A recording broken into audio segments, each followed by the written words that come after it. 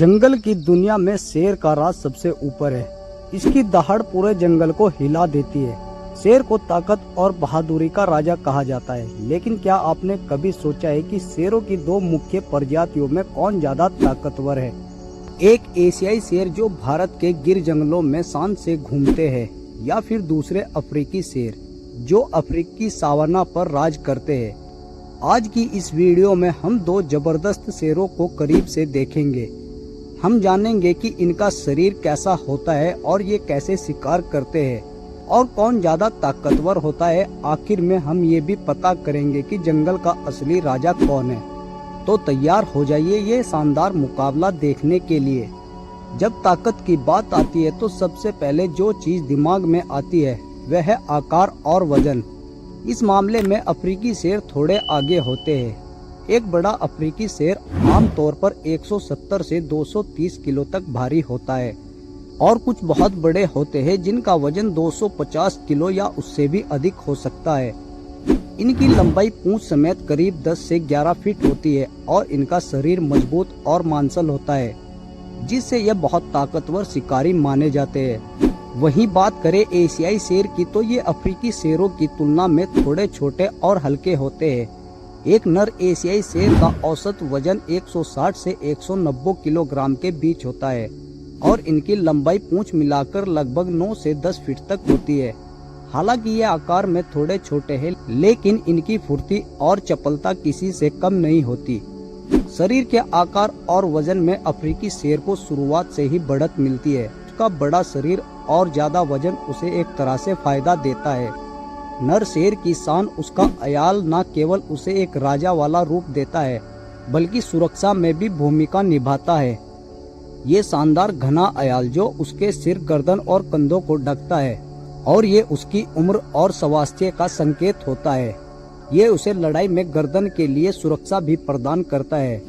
वहीं एशियाई नर शेर के पास आमतौर पर छोटा और कम घना अयाल होता है। ये इतना भरा हुआ नहीं होता और अक्सर उसके कानों को पूरी तरह से नहीं ढकता। कुछ एशियाई शेरों के अयाल काफी छोटे भी हो सकते हैं। यही एक ऐसा अंतर है जिसे कम लोग जानते हैं। एशियाई शेर के पेट पर एक लंबी वस्तु त्वचा की तह होती है। ये तह उसके पेट के निचले हिस्से से लगभग पूरी लंबाई तक फैली होती है। अफ्रीकी शेर की त्वचा में ये खास तह नहीं होती।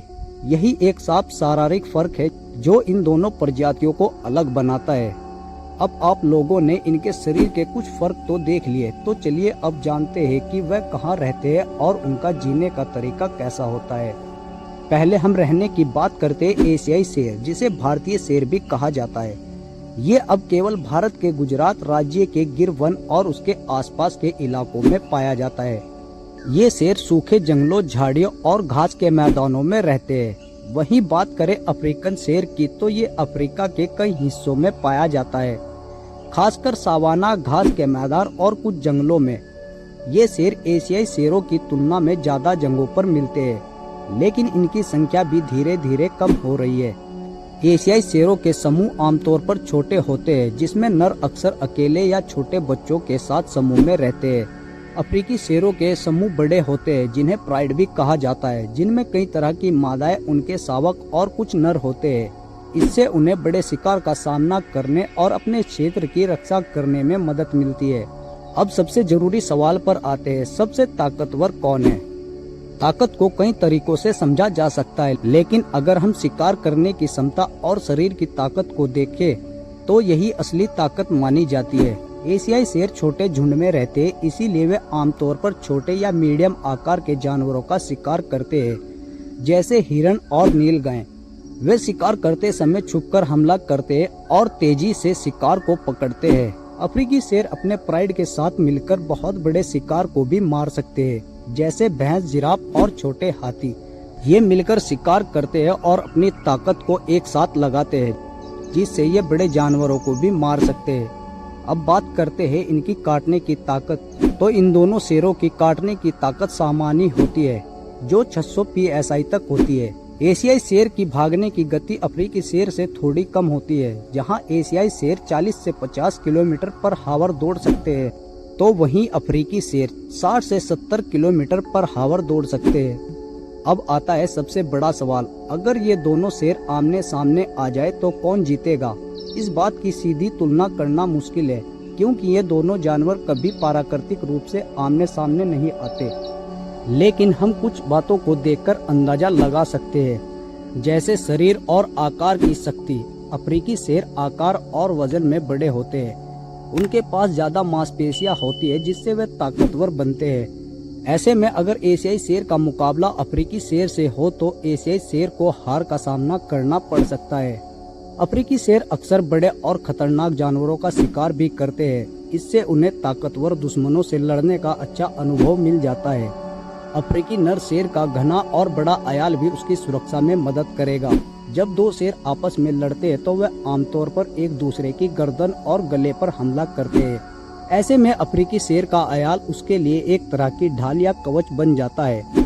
ये घना अयाल उसे चोट लगने से बचाता है और उसकी जान की रक्षा करता है। वहीं एशियाई शेरों के अयाल छोटे और कम घने होते हैं, इसीलिए उन्हें लड़ाई के समय उतनी सुरक्षा नहीं मिलती जितनी अफ्रीकी शेरों को मिलती है। इसी कारण अफ्रीकी शेरों का अयाल उनके शरीर की रक्षा के लिए बहुत महत्वपूर्ण होता है। इन सभी बातों पर ध्यान देते हुए तो ये कहना शायद सही होगा कि अफ्रीकी नर शेर आमतौर पर एशियाई नर शेर से ज्यादा ताकतवर होता है। अगर दोनों के बीच सामने की लड़ाई हो तो ज्यादा जीतने के चांस अफ्रीकी शेर के लगते हैं। लेकिन ये समझना भी जरूरी है कि ये सिर्फ एक कल्पना की बात है। दोनों ही शेर अपनी अपनी जगहों पर ताकतवर और अच्छे शिकारी होते हैं। एशियाई शेर भले ही थोड़े छोटे होते हैं, लेकिन ये भी शिकार करने और अपने इलाके की रक्षा करने में बहुत बहादुर और माहिर होते हैं।